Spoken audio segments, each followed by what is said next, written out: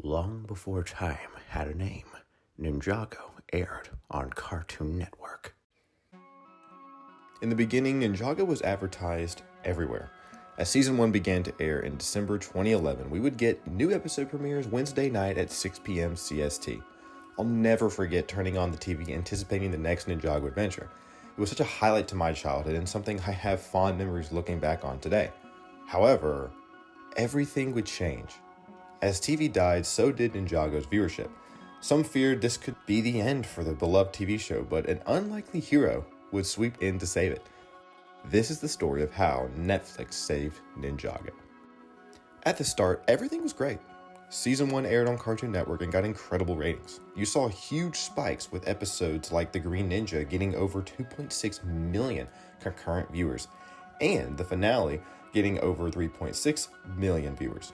Season 2 followed a very similar pattern. As a whole, the season averaged around 2.2 million viewers compared to Season 1's 2.09 million viewers. Showing Ninjago's fan base was in an upwards trend. Also, it helps that both of these seasons premiered during the same year, creating a sense of community. And I can't express how exciting this was as a kid. Being able to come home after a long day of school and watching a new episode of Ninjago on TV was something truly special. But what made it even better was talking about the show with my friends at recess the next day. I was able to experience the reveal of Zane being an android and Lloyd being the Green Ninja, or the final battle with Lloyd saving his father and defeating the Overlord. As an 8-year-old, these were core memories I made as a child. With Ninjago being cancelled and then brought back, we would need to wait just a little over a year for the story to continue. But then finally, in November 2013, LEGO released a Ninjago rebooted trailer, solidifying Ninjago sticking around and coinciding with the sets releasing that December in 2013. We also didn't have to wait too long for the first episode, which released in January of 2014. But sadly, the rest of the season would be slowly released throughout the rest of the year in 2014. With a 2-month gap between releases, which back then it was frustrating for a lot of my friends and myself, and I remember talking to my friends after this season had aired or a few years after the season, and they told me that they stopped watching Ninjago around in this era of rebooted.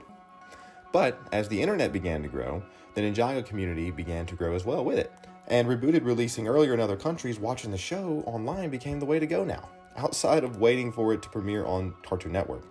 It was just easier to Google the show on YouTube and watch low quality uploads of it. But to most, it didn't matter because Ninjago was such a great show and, quality difference really didn't matter for a lot of people. With rebooted till this day, still having one of the most heartbreaking finales, and while a lot of people shifted to watch the show online, the ratings of the TV show were actually still pretty good, with an average of 2.1 million viewers, which is great considering how of a poor release this was on Cartoon Network's end. For 2015, with Tournament of Elements in possession, the release schedule was fantastic, with Cartoon Network dropping the weekly or monthly releases and releasing the episodes back-to-back during the entire weeks, which was fantastic for fans. To some, this was the peak era of Ninjago, and in terms of online discussion surrounding it, it was. And for me personally, it definitely was. This was a great era of Ninjago. But when we look at the viewership, it was evident that the show itself had slightly declined. Still, it wasn't decline in popularity, and more to do with the series leaking online weeks earlier and most fans watching it on YouTube. This was a frustrating thing for a lot of fans that wanted to support the show itself. However, I know the temptation. It's very hard not to want to go and look on YouTube and watch the show before it aired. For 2016, though, with Skybound, the show aired on weird dates and times. The go-to move for Ninjago fans was to just watch it illegally online. It was the most accessible way to do so, and the ratings for the show really reflected, with most episodes of Skybound barely reaching 1 million concurrent viewers. And in 2017, Hands of Time leaked online as well, where it aired in Finland early. And this would just get leaked on YouTube and people would watch it. And the US, arguably one of Ninjago's biggest markets, this was the first time an entire Ninjago season failed to get at least 1 million views with at least one episode.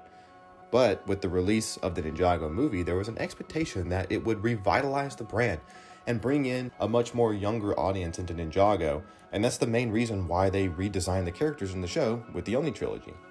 The Oni trilogy being the best rated Ninjago seasons up to that point in the viewership. On TV, however, it kept spiraling, with most episodes not even getting 500,000 concurrent viewers. But still, online, the show was incredibly popular. because kids were finding the show online, but they just weren't watching it on TV. Enter Netflix. By this time, Netflix had already picked up the first few seasons of Ninjago, with a lot of kids discovering Ninjago on Netflix. It created a demand for the older product. One, LEGO noticed, and it led to the creation of Ninjago Legacy. But the thing was that the show wasn't premiering on Netflix. All episodes premiered first on television, before making their way on the streaming giant. With some countries airing Ninjago first, other than the US, the only way to keep up to date with the show was through bootleg YouTube uploads. And once Master Spinjitzu ended, the sequel series Ninjago began most countries worldwide and had extremely poor release schedules. And Ninjago fans were just relying on the internet to consume the content, and the viewership reflected that, with the Fire and Ice chapter releasing in the US months after releasing overseas, and to an extremely underwhelming viewership. However, Prime Empire and Master of the Mountain were the worst case, where both seasons had premiered overseas, and yet fans resorted into asking Cartoon Network online to get an answer if the episodes were ever going to be released, and finally, they did, extremely late, and with terrible viewership because, well, no one was watching it, and no one was watching TV anymore.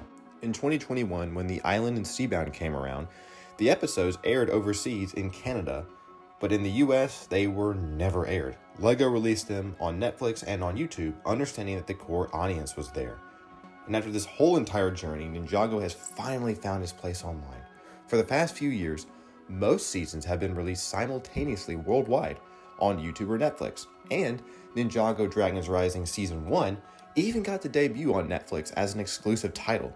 It seemed after 10 plus years of fans begging for consistent content release, Netflix was a huge win for Ninjago and for LEGO. I truly believe Netflix saved Ninjago by giving it a home where people can watch it in high quality and allows old fans to enjoy the franchise as they love as Ninjago grows and spreads to more platforms. It makes me excited for the future of this franchise. In conclusion, while Ninjago's presence on traditional television has waned, its migration to streaming platforms has ensured its continued success and growth. For a simple show about spinning ninjas, so far, Ninjago has established itself as one of the most successful brands in the last decade. And truly, I believe that this is LEGO's own Marvel and own Star Wars, and its success can primarily be attributed to its availability online. As streaming services continue to dominate the entertainment industry, Ninjago is poised to remain a beloved series for both current and future generation of fans. But now it's your turn. Do you also believe Netflix saved Ninjago? Let us know in the comments below. Thank you so much for watching this Master Spinjitzu video. Hope you have a fantastic rest of your day.